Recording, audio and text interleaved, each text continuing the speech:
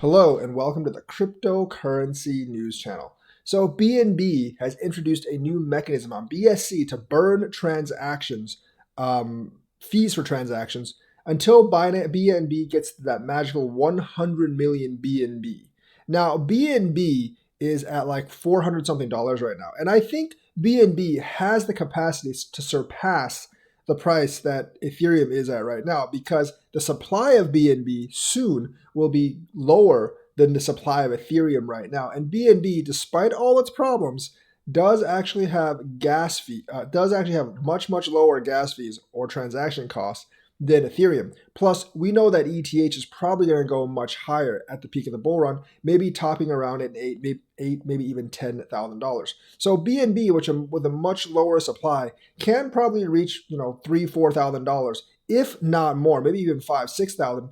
And the market cap for BNB would still be like half or a third of Ethereum's. So I definitely think this can be a playing factor. Now, the thing about deflationary models altogether for me, if you don't have a bottom like the BNB model does of 100 million, I think it's a bad idea because then it becomes just a game of hot potato to see who holds it last. Because then you're basically de-incentivizing transactions. And that's what blockchain is mainly made for, to process transactions. So if you actually have a project that decentralizes transactions without a burn bottom, then you're kind of screwed in the long run. But if you have a 100 million bottom like BNB does, that definitely might work in your favor. Now, the thing is, once you hit that 100 million, the burn mechanism will no longer be there, and the Binance Foundation will no longer buy back coins to burn them. So you might actually have a stall in price. But we are still pretty far from that 100 million bottom. But I do think BNB will actually decrease in supply faster than ETH until you get to that 100 million bottom. Now, for ETH, I'm not really sure about how their mechanism works or how I know how the mechanism works, but I don't really know where their bottom is. If they don't have a bottom, they should institute one because you can't just burn forever. I mean, that's the thing is if you're just burning fees forever, I feel like that makes you more like a security because you're basically instituting a mechanism which artificially inflates the price of the coin really without increasing the utility of the coin because you're just basically taking down the supply, and that obviously drives up the supply demand equation. So the thing is, they're introducing a per transaction burn mechanism. It's a real-time burning mechanism for a portion of the gas fees to reduce BNB supply and drive BNB value higher by increasing the demand. According to the BEP, BNB holders will decide how to dispatch BSC gas reward.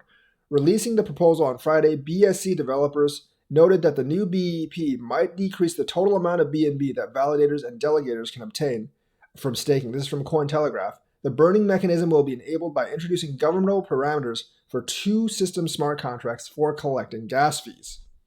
So the deflationary design, like I said, on BNB has limits. This will probably drive up BNB's price.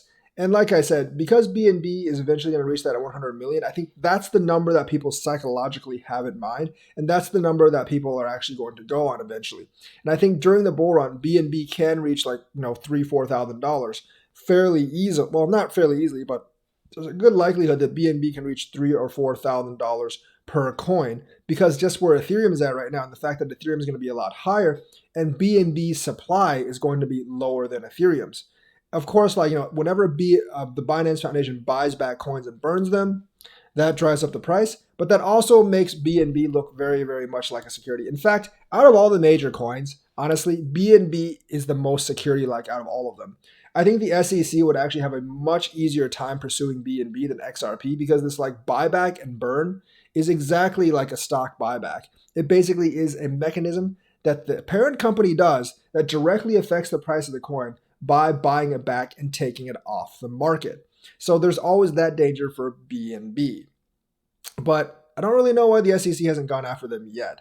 I know Binance has faced major problems in several jurisdictions, so maybe the SEC has gone after them, but they haven't really attacked the coin yet, and it's such an easy target because of the actions that Binance actually does. However, since it's kind of international, they probably don't operate that much within the United States. I mean, Binance.us does, but Binance.com itself doesn't do that.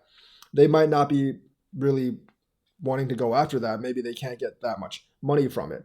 But either ways, this proposal could actually send Binance really, really high during the bull run. So, of the top coins, Binance has more potential than a coin in its position that would be there because of this model, and because I think it can maybe get to maybe like a third, a half of Ethereum's market cap, and that could honestly be like $3,000-4,000. So that is the news for today. Let me know what you think. Like and subscribe, and hit that bell notifications button. Thank you, and have a nice day.